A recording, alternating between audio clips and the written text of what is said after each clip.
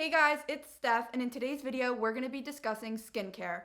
I'm going to go over some common skincare misconceptions, how to figure out what type of skin you have, and we're going to go over different products and ingredients that are best for treating acne-prone skin, textured skin, hyperpigmentation, and anti-aging and wrinkle products. So before we get into the video, if you could please like, subscribe, and push the notification bell, that would mean a lot to me. Let's get into it. We have common skin misconceptions. Now this first one I'm going to go over, I see people confusing all the time, and that is dry and dehydrated skin. First, let me explain what the two are. Dry skin is a skin type and dehydrated skin is a skin condition. Dry skin is something you're born with, it's something that's genetic, it's something that's harder to treat. Dehydrated skin is caused from all different things such as your environment and products you're using, but is easily treatable. Dry skin lacks oil and dehydrated skin lacks water. So now I'm going to tell you how we could treat dry skin and dehydrated skin and how you can tell which one you have. First, let's go over dehydrated skin. Like I said before, dehydrated skin lacks water. So this means that you're not drinking enough, your products are drying your face out, or your environment is too harsh and it's damaging your skin. We can tell dehydrated skin if we get little fine lines, sometimes around the eyes or around the nose or mouth. You'll see little fine wrinkly lines that weren't always there and maybe just appeared. Another way to identify dehydrated skin is if your skin just overall looks dull and crinkly, but it was never like that before. We can treat dehydrated skin with super easy steps such as making sure we're drinking enough water, using products that are really going to help hydrate our skin. We can try using moisturizers with hyaluronic acid and other ingredients that hold water to the face. And if that's not working, what you need to consider is the products you're already using. Some products, such as foaming face cleansers, are way too harsh on the skin, and daily use could really strip the skin of all of its hydration. Cut out a foaming cleanser for a cream cleanser and see if that helps. It's also possible that the environment you live in is dehydrating your skin. Maybe the air is too dry, you're in a lot of heat, a lot of sun exposure, and everything is just sucking the life right out. If this is the case, you could try changing your environment by doing stuff like air quality control or changing your products to include antioxidants, which will protect your skin from harsh environmental factors, but we'll get into that later on. Next, let's go over dry skin. As I said earlier, dry skin lacks oil and is a skin type. This is something you are born with and it is something that is genetic. So skincare products cannot really truly correct this problem. However, we can use skincare to make dry skin feel more comfortable and appear smoother and soft. Dry skin is identifiable by peeling, flaking, tight skin. And this is something that you will have experienced your whole life or have had to deal with all the time. Usually your peeling will be right around here, all on the face, and you will notice that your forehead and your cheeks appear super tight. Looks like your skin is just begging for moisture. The way we can help dry skin is with heavy-duty moisturizers, maybe ones that include oil versus a product that will hold water to the skin. Some people need that. They need those heavy moisturizers to really bring their skin back to life. So if you're figuring out whether your skin is dehydrated or dry, take a look in the mirror. Do you see more fine lines and wrinkles that maybe weren't always there? Or is your face peeling and appearing tight like it's almost suffocating? If you have the second option, then most likely you have dry skin and there's not much we can do to cure it, but we could definitely soothe it with super heavy duty moisturizers. However, if your skin is just dehydrated, consider all the things I said earlier. Try changing your environment and the products you use to really tweak your skincare to stop sucking all the water out of your skin. The second common skincare misconception that I'm gonna go over is that all types of ingredients that are bad for one person are bad for you, and that some ingredients you should just completely stay away from when it comes to skincare. I so many times hear people telling other people about products they love and products they use and products that they don't. And then that person that they're talking to, says, oh wow, if that product works for you, then it's gonna work for me, I'm gonna go buy that, and vice versa. Oh, that product doesn't work for you, I'm gonna stay away from that. Skincare is not so black and white like that, and everybody has very specific and different skin. You want to really research your ingredients and your products and determine what type of skin you have. You don't necessarily want to listen to other people unless they have a very similar skin type to you and you think what they're saying aligns with your skin needs. It's also important to remember that not every ingredient that sounds bad in skincare is going to be bad to use in your routine. One of my favorite examples is alcohol. A lot of people see alcohol in a skincare product and they just run. They think, oh no, this is bad, it's gonna dry me out. But that's not always the case. In fact, there are all different types of alcohols, and some are used to stabilize other ingredients in skincare. You can't just put straight ingredients into a skincare product. It's not gonna work like that. It's a chemical equation, I guess you could call it. And you're gonna need certain things, such as certain types of alcohol, to stabilize those other ingredients. They're gonna evaporate out of your skincare anyways, and you probably won't even notice them on the skin. Now, sometimes alcohol is even needed for drying out the skin. Some people have way too much oil production, and it's good for that. I encourage you not to listen to people who try to tell you that one ingredient is bad just because it sounds bad and it's bad for one sort of thing. There's a lot of science and explanation that goes into building your skincare routine. So now that I've discussed the common misconceptions around skincare and you've determined what type of skin you may or may not have, let's get into how to treat and the best ingredients for different types of skin.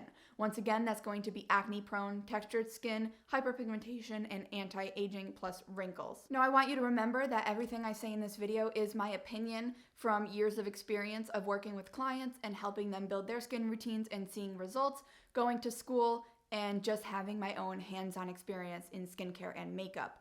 If you have an extreme skin condition, I recommend you go to an actual doctor to get the best advice possible. Next, let's talk about acne-prone skin. Now, acne-prone skin often produces more sebum and oils than necessary and has clogged pores that cause breakouts on the skin. The first ingredient that I'm going to discuss to help acne-prone skin are retinoids or retinol.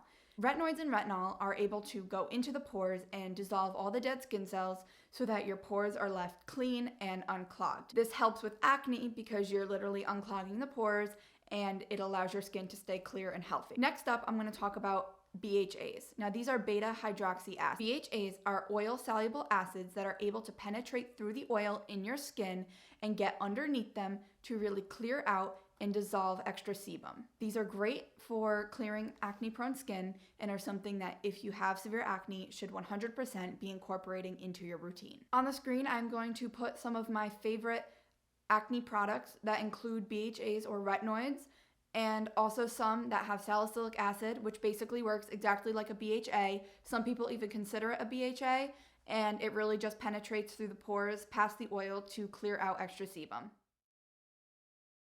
Next, let's talk about textured skin.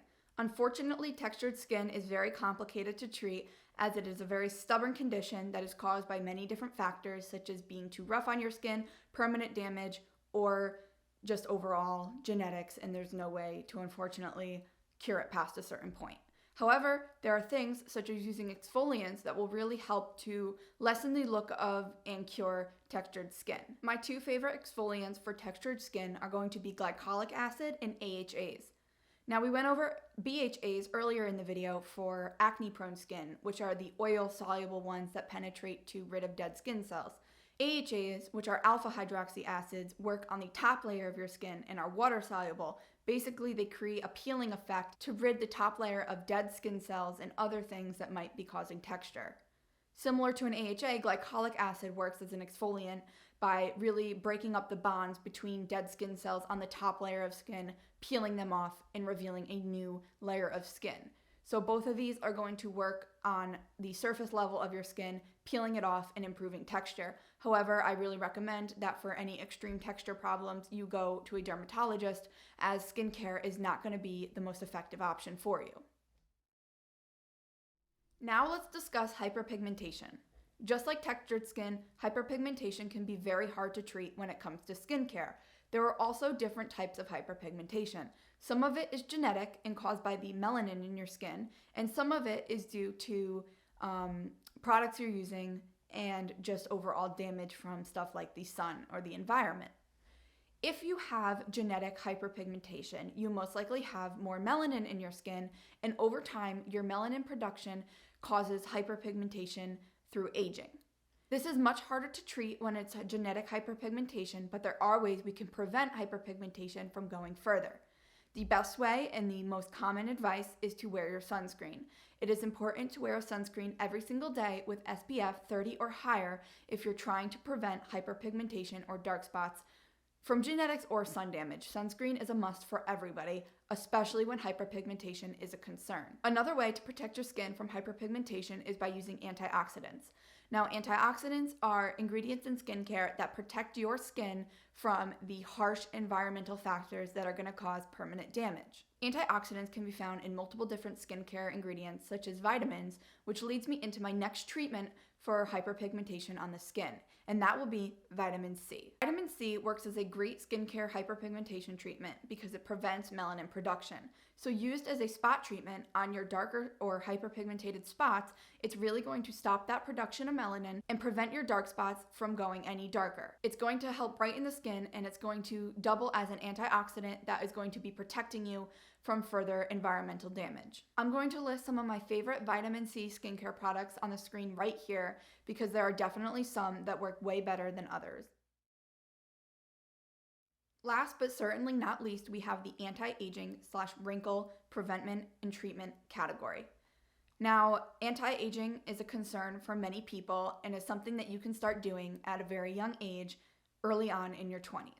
Anti-aging is a way of preventing your skin from ever showing aging concerns, but there are ways to help reverse the effects of aging that you can already see. The best and the main thing that is going to help with anti-aging and wrinkle treatment are, once again, your retinoids and your retinol. I cannot explain enough how much you need to be using a retinol in your routine if you want to reduce the look of wrinkles and fine lines. Retinol, unlike other collagen and different types of anti-aging ingredients, is the only one that's actually going to increase collagen production.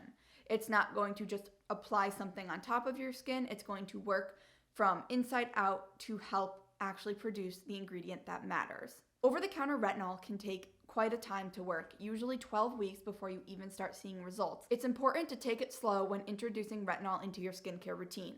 It's a very strong ingredient that works super effectively, but you want to start off by using either a lower percentage or using it less often and slowly build your way up to the highest percentage of over-the-counter retinol that you are using daily. And if you are looking for an instant or somewhat instant result when it comes to anti-aging or wrinkle repair, you can definitely opt for glycerin or hyaluronic acid in your skincare, which is going to temporarily but instantly plump out the skin to make your skin appear more plump and like it has less lines and wrinkles. This is something that you can add additional to your retinol so that as your retinol is taking its time to work, you're not feeling like you're wasting your money or doing nothing. These products will make you appear visibly better throughout the day, which is why I love to use these products in the morning so that you're really absorbing and using the full effects of them. Hyaluronic acid and glycerin both pull water to the skin, which is how it is able to create that temporary and instant plumping effect. Thank you so much for watching, and I really hope you enjoyed the video. This was a very quick and brief video on the different types of skin conditions and needs, but if you would like something more in depth, let me know in the comments below. I'm definitely willing to make videos on each and every thing I talked about in this video, but with more ingredients and more treatments and more products to show. I think those would be super helpful and fun videos to make, so if you're interested, don't forget to let me know, and also don't forget to like, comment, subscribe, and put on the post notification bell so you can see when I upload my next video. Thanks again. Bye!